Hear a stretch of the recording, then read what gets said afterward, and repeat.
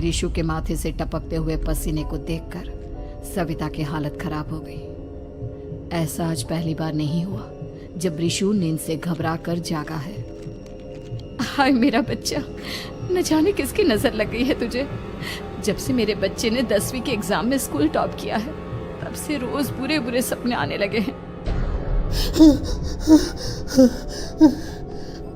हाँ माँ, मैंने आज फिर से एक काले साए को देखा। वो यहीं मेरी आंखों के सामने खड़ा था। माँ मुझे बचा लो माँ। वो मुझसे कह रहा था कि मुझसे बदला लेगा। माँ कहीं ये प्रशांत। चुप कर, कैसी बात कर रहा है? दोबारा उसका नाम मत लेना। तुझे पता है ना उस प्रशांत ने आत्महत्या कर ली, तो बार बार उसका नाम मत लिया कर।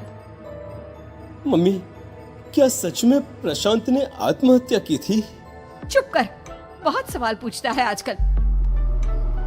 और फिर रात के वक्त सविता के पूरे घर में एक अजीब सा काला धुआं छाने लगा। गहरी नींद में सोई सविता की जैसे ही आंख खुली उसका दम घुटने लगा।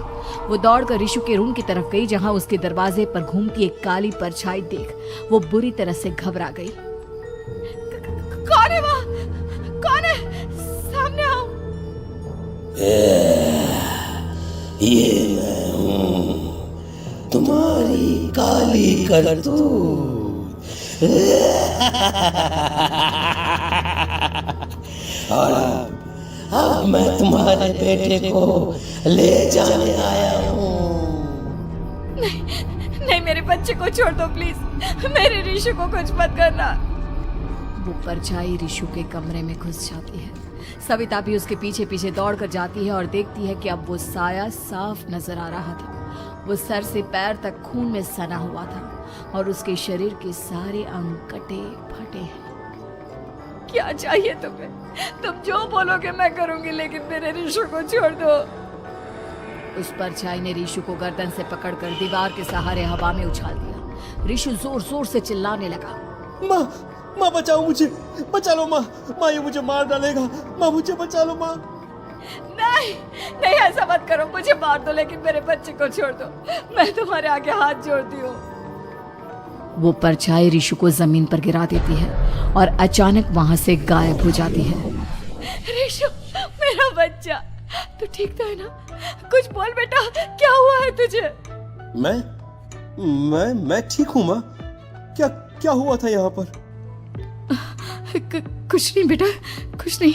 तू परेशान मत हो। हम कल ही गांव के बाहर जो तांत्रिक महाराज रहते हैं उनके पास चलेंगे। ठीक है माँ, हम जल्द ही उनके पास चलेंगे। मुझे बहुत डर लग रहा है माँ। ये बार बार मुझे डरावने सपने आना, ये सब हमारे साथ क्यों हो रहा है माँ? अगले दिन सविता अपने बेटे रिशु को लेकर गांव के बाहर तांत्रिक के पास जाती है। जिस जगह पर तांत्रिक रहा करता था वो जगह बहुत डरावनी थी। चारों तरफ कंकाल और खूब भूतियां नजर आ रही थी। गांव से दूर वीराने में उस जगह पर जोर से आंधी चल रही थी। रिशु ने डर कर अपनी माँ का हाथ पकड़ लिया। माँ मुझे बहुत डर लग रहा है। ये कैसी जगह है? देख बेटा, हमारे साथ जो कुछ भी हो रहा है उसका इलाज सिर्फ और सिर्फ ये तांत्रिक महाराज ही बता सकते हैं। अब यही है जो हमें प्रॉब्लम से बाहर निकाल सकते हैं। जैसे ही सविता और रिशु तांत्रिक की झोपड़ी के अंदर पहुंचे, वहां का नजारा देखकर उनकी आंखें फटी की फटी रह गई। तांत्रिक की झोपड़ी के अंदर कई सारे लोग अपनी गर्दन घुमा घुमा कर जोर जोर से चीख रहे थे। कौन हो तुम और यहाँ क्यों आई हो? महाराज, मेरे बेटे को कुछ दिनों से एक डरावनी काली परछाई नजर आती है और कल रात उसने मेरे बेटे पर हमला भी कर दिया।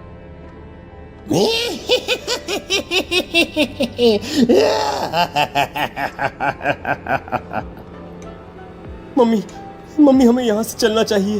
ये जगह मुझे ठीक नहीं लगती। नहीं बेटा, ऐसा नहीं कहते। रुक जाओ, 2 मिनट के लिए रुक जाओ। क्या कहा? काली परछाई?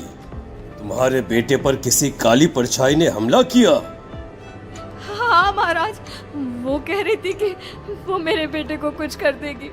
कोई उपाय बताइए महाराज, मेरे बेटे के साथ कुछ गलत नहीं होना चाहिए। तुमने किसी दूसरे के साथ गलत किया है तो तुम्हारे साथ भी गलत होकर ही रहेगा। तुमने किसी की जान ली है, किसी को मार डाला है तुमने। नहीं महाराज, मैंने ऐसा कुछ नहीं किया। मैंने किसी की जान नहीं ली। मुझे कोई उपाय बताइए। लगता है तुम इतनी आसानी से नहीं मानोगी। मैं तुम्हें अभी उस काली परछाई से मिलवा देता हूँ और वही सारा सच तुम्हारे सामने लेकर आएगा। हाँ? सविता और ऋषु ने डर के मारे अपनी आंखें बंद कर ली। तभी अचानक तांत्रिक की झोपड़ी में अजीबोगरीब आवाजें गूंजने लगी। सविता और ऋषु बुरी तरह से कांप रहे थे। आंखें खोलो और अपने सामने देखो। क्या यही है वो जिससे तुम कल रात को मिली थी? बताओ मुझे। हाँ, इसने कल रात मेरे बेटे के ऊपर हमला किया था। ये उसी लड़के की भटकती हुई आत्मा है जिसे कुछ दिन पहले तुमने मार डाला था। मम्मी, ये महाराज क्या कह रहे हैं? क्या सच में आपने किसी की जान ली है, किसी को मार डाला है? अगर हाँ तो बताइए ना मम्मी, किसको मारा है आपने? किसको? तुम्हारी माँ इतनी आसानी से सच नहीं बताएगी बेटा। इसने एक बच्चे की जान ली है। कहीं उसका नाम प्रशांत तो नहीं महाराज? वो मेरा दोस्त है, मेरा मतलब मेरा पड़ोसी है। सही पहचाना। देखा सविता, तुम्हारा खुद का बेटा भी जानता है कि तुमने किसी के प्राणों की बलि चढ़ा दी और इसीलिए अब उसकी बुरी आत्मा तुम्हारे घर में भटकती है। मुझे माफ कर दीजिए महाराज, मुझसे बहुत बड़ी गलती हो गई। प्रशांत हमारे पड़ोसी का बेटा था। हर बार उसके नंबर मेरे बेटे से ज्यादा आते थे और इसलिए मैंने उसके कमरे के बाहर काला जादू किया था, पर मुझे नहीं पता था कि वो मर जाएगा। तुम्हारे उसी काले जादू वाली गुड़िया के अंदर एक बुरी आत्मा थी जिसने उस बच्चे के दिमाग पर बुरा असर कर दिया और उसी की वजह से उस लड़के ने अपनी बालकनी से कूदकर आत्महत्या कर ली। इसकी वजह सिर्फ और सिर्फ तुम हो, तुम।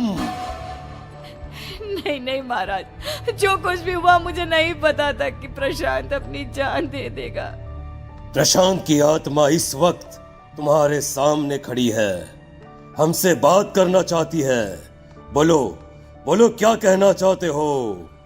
मैं जीना चाहता था, बड़ा होकर कुछ बनना चाहता था। आपके बेटे से मुझे कोई परेशानी नहीं थी। अरे वो तो मेरा अच्छा दोस्त था।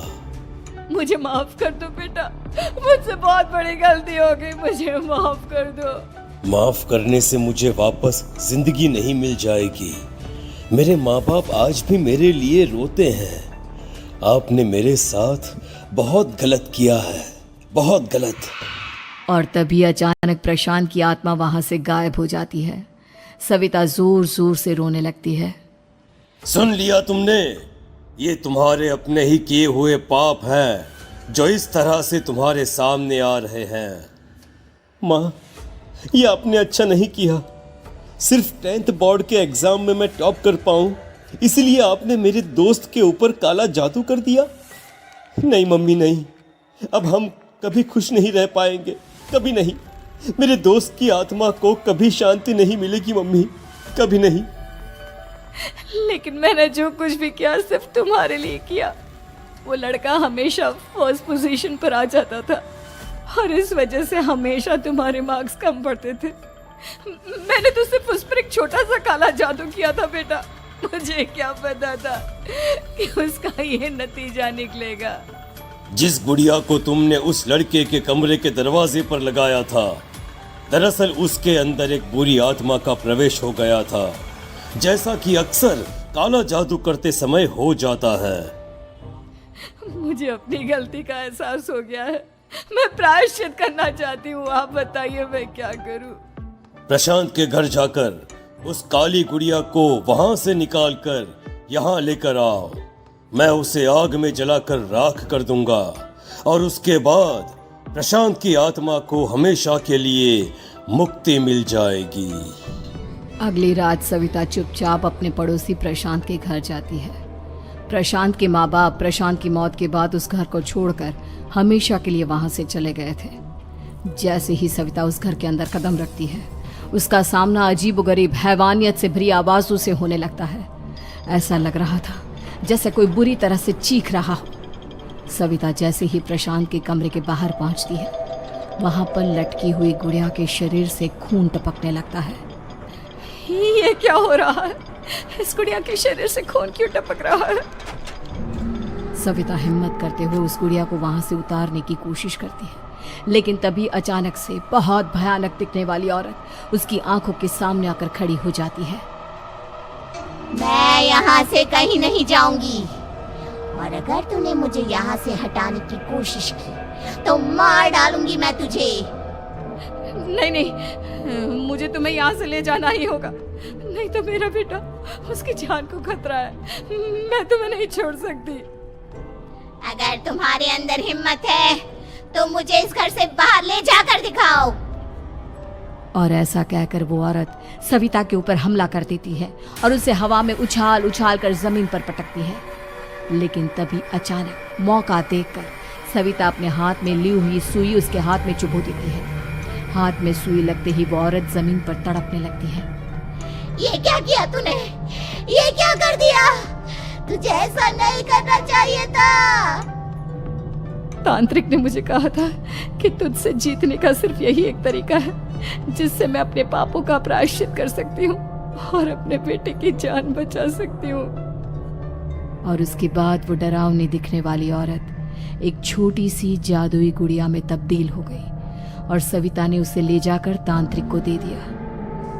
तांत्रिक ने जादुई गुड़िया को आग के हवाले कर दिया।